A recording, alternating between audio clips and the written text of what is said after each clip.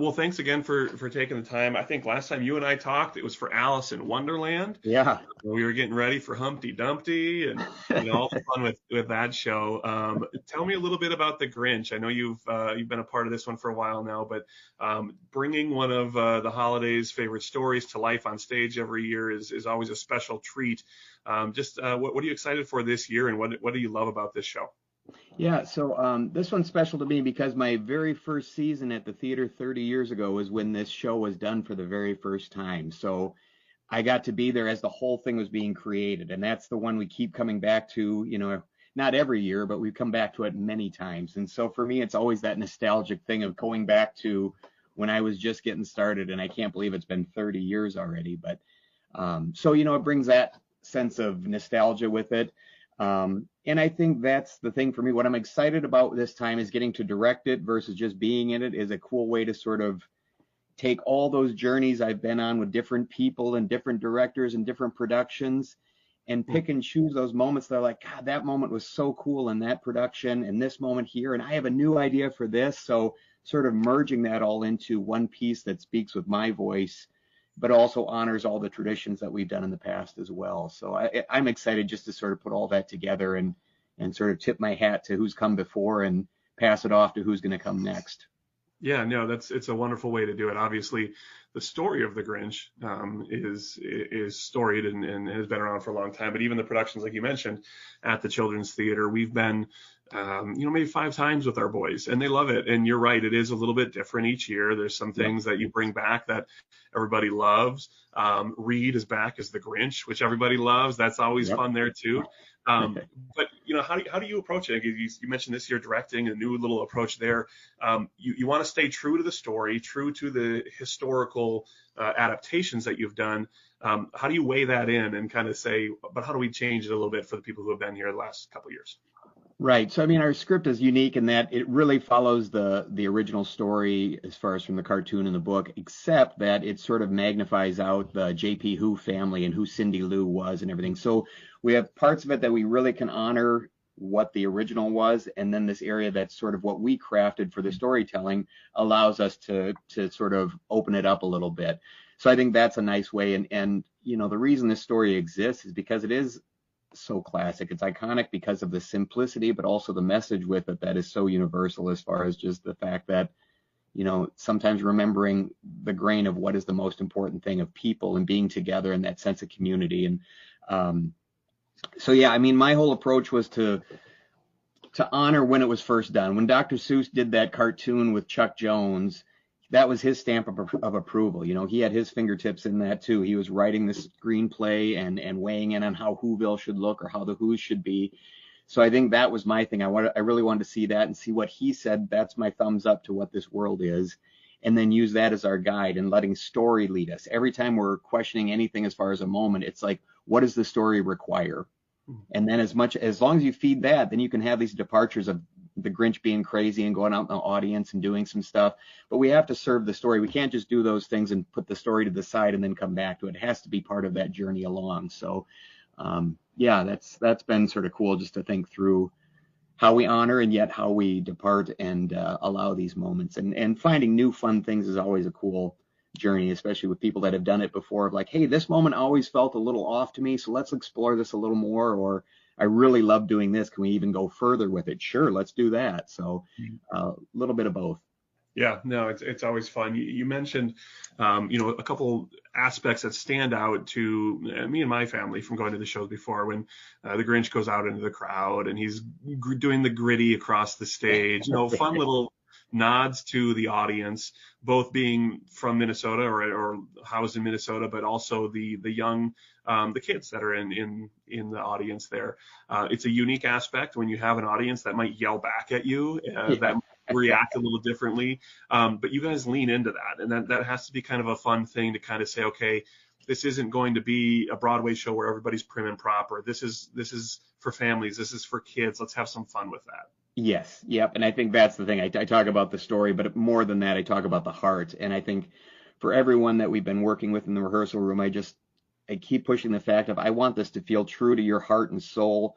That's the only way this story connects with people. If we just go out there and make shapes with our bodies and are just sort of goofy, there's no connection to the heart. So making sure that the heart is the thing that is the gift to the audience, and then all these things happen within. And to your point about Reed going out in the audience, it's as much as it's fun hearing kids react and stuff. He just loves to encourage that too. So it's between the public shows and then when we do our school performances where it's 750 second graders out there, I mean, it's a rock party. So it's really cool. Yeah. It's a welcoming environment, and when you have a character who is the quote unquote bad guy, but at the same time he's endearing, like everybody loves the Grinch. It gives you almost an invitation to kind of verbally fight back with him. Yeah, exactly. One of the things that the children's theater does so well, and this production specifically does so well, is the adaptation and the use of elementary age kids on stage. You talked about the Who family, the Cindy Lou Who, but even the old Max, young Max dynamic is such an interesting way to kind of tell the story. You representing old Max, how do you the dynamic, like working in rehearsals? Obviously, as a director, it's a little different now, but the carrying over the mannerisms of one character with a character on the older generational side and the younger side, but you can tell it's the same character just at a different stage of life because they do this or because they do that. The attention to detail there is a unique thing. Yeah, and that's the thing. I think we're trying to find those. I keep telling everyone I want light touches of this, and I think that's the things. The detail work is what's fun. Is it's the things. If somebody clocks it or notices that, it's like, oh God, that was really cool. But when it gets to be too heavy-handed, I feel like, well, then we're really tipping our hand. So I love these little moments we have. Like Max and I will end up basically on either side of the Grinch in a moment where he's getting his horrible idea, and you see that thing of old and young, one processing in the moment, one remembering what that meant, what that journey was. So those are those moments. And this whole show, again, it talks about Christmas present and future and past. And as we talked in the room, that's the thing about holidays. Holidays are this thing that we celebrate in the moment, but we carry with it this legacy of our traditions of who's with us. Some family members aren't with us this Christmas. What does that mean? And so all of this, I keep leaning into everyone like, hey, let's just really think about what we're doing here. It's not just the story of the Grinch. It's this idea of the traditions that we have in Whoville, but as humans too, this thing of past, present, and future, and how we carry that legacy forward. So it's fun ways to access the storytelling and thinking about that. And that goes for old and young Max as well. This whole play starts as a memory piece where old Max arrives and the memory comes back to him. So it's sharing that thing from the past in a present tense so that the audience can leave with this sense of, oh, I'm going to carry that story forward. Yeah, it's very cool. Yeah, in your role as a director this time, I would imagine it's all on stage, but the theater does a great job of creating this immersive environment. We have the lobby where you're walking in, you can take pictures by the big Christmas tree, and there's scavenger hunts and coloring contests and all sorts of things that really do make this a family-friendly event. How is your mindset, both as the actor, as a director, changed to say, okay, we do want to make this for the whole family. I want to make mom and dad laugh. I want to make the kids laugh. I want to have it be a full thing that they remember. And honestly, I mean, you mentioned the idea of the tradition and remembering how you celebrate holiday. This production is part of that for my family. And this all goes into it, is that entire approach that the theater puts on. So twofold question there, I guess. Kudos to whoever has the creative license and does all that and puts that together, because it's noticed and it's appreciated. But from your perspective, how do you lean into that? How do you make it all ages and really make this something that we can come back each and every year? Yeah, and I think a couple of things. What's cool about me being there for this long is my journey has changed over the years too. When I first started out, it was about, okay, I'm going to do this, and then I'm going to go. It was all about me. What am I going to do next? Where am I going to work next? I didn't know I was going to be at this theater for 30 years. But the longer you stay there, the more it becomes a home, and you start to build those relationships. It quickly becomes less about you and more about those around you and how you support one another, how you support the work.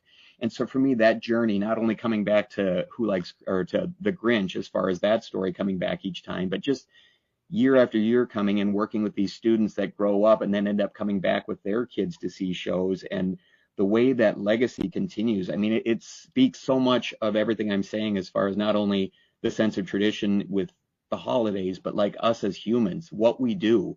We are so similar in that fact of passing things on to our kids.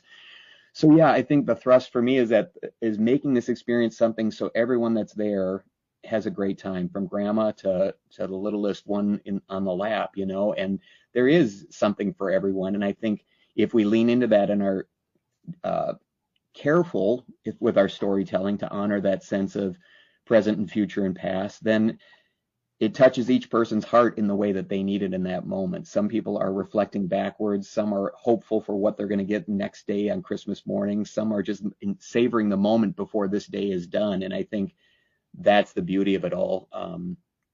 So yeah, and I think some of the things I've tried to do this time as well with what you've said as far as including the audience and creating that immersive thing is looking for more opportunities to get the audience involved. So yes, Reed goes out there, but we've added a few new things to try and even broaden that more, so more people's hands are on touching props that are out in the audience. We have a thing we're going to try with a sing-along so that everyone coming back from the intermission break is singing along. So, hopefully these things all work. We'll find out as we get into previews, but I think the spirit of it is that we're, again, treating this whole show as a gift, not only for us as performers, but for our audience, so that they, leave there with that sense of joy, thinking, God, that story was great. And I also feel like I want to go and do this or tell this, or I want to remember that Christmas we did like 5 years ago. Remember when we went up north and we had this, so it's about conjuring those memories for the audience as well.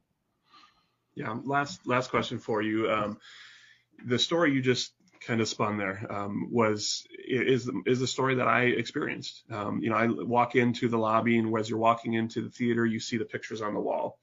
And I remember Stregonona. I remember, these old productions that we either came for field trips or came with family. My uncle worked there for a little bit. So like there's pieces there that weave families in and out of there. But one thing that has stayed true, through the entirety of the theater is the opportunity to expose generations to musical arts, to some of the things that are kind of disappearing in other facets of maybe their education.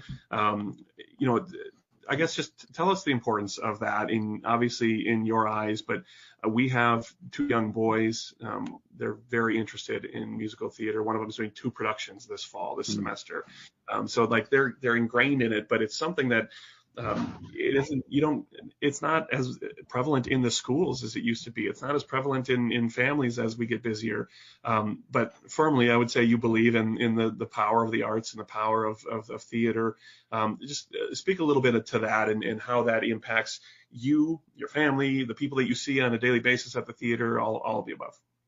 Yeah, and it's such a hard thing to quantify, like I think that's the thing with schools when they're trying to put these programs together and with the arts, on paper, it doesn't look like something, you know what I mean? It's unless you experience it, unless you can find that connection, the thing that unlocks a student. Like this student just was not participatory in any social way until they had this one class. It was an art class or it was a theater class, and it sort of unlocks the thing. And that, to me, speaks to the power of that live thing that happens. It's not watching a movie. It's not just listening to music on your headphones. It's something about the live experience. And I think that, to me, is the power of what theater is, where when you come together in a group and sit in the dark and watch something, and heartbeats start to match one another's because you're sensing those same moments, audience and actor alike. You start to do that. You feel that you're breathing the same air. And there's something about that reaction time in real time and space that sort of just creates the opportunity for connections to happen with the material, and also for the people you're sitting next to in the auditorium. So as you leave, it sparks conversations or moments of, I loved it when, or what do you think about this? And those conversations are the thing that not only speak to the work we're doing, but also build that creative person that has the imagination and has the aesthetic to be like, gosh, I thought this about the show, or I felt this about the show. And that's the stuff that keeps people inquisitive, I guess, or curious. And I think if you don't have the live arts or arts in general, it's just you lose that ability for expression, for creativity, for critical thinking as far as just outside of the box. So yeah, I think there's a great power in that. And I think for those of us that work at the theater, like I say, 30 years, that's a long time. But what I've acknowledged and what I've learned is that this place is special. Every theatrical business is special because of what it's doing. But there is something about this place with what we do, our mission for all families to come and see this and experience something together. The fact that we put kids that are in school up on the stage and support them and lift them up. I mean, until you do that and sort of see like I say, the cause and effect of what it does, you just can't qualify it into words, but it is something where we all say, once you work here, there's a reason I've been there 30 years. You get hooked because you not only believe in the work and what we're doing, but the mission and the impact it has on the kids. And I hear over and over from the people that have come and are, out in the lobby telling me, oh, I've been about 100 times to see these shows and stuff. Or the kids, like I say, that have grown up and are coming back. And I see generationally these kids treating this place as a sacred space where they need to come back and share this experience because it touches something deep within. So hard to put into words, but like I say, those feelings that come with it, that is the reason why. And it all exists because it's a good idea. It's a good idea to have a place for families to come together. It's a great way to share stories and to keep the tradition of storytelling alive and keep imagination just clicking and humming, because that's going to spark our next generation to do big things. Love it. Love it. Dean, thank you for the time today. Thank you for your efforts at the theater and all the work you put in over 30 years. And then back again for another rendition of The Grinch. So appreciate it. You have a great day. We'll see you out there opening night. We'll wave. We'll be the ones heckling you from the crowd. And I guess you don't. You better sing the loudest, AJ. There we go. Appreciate it, man. All right. Take care.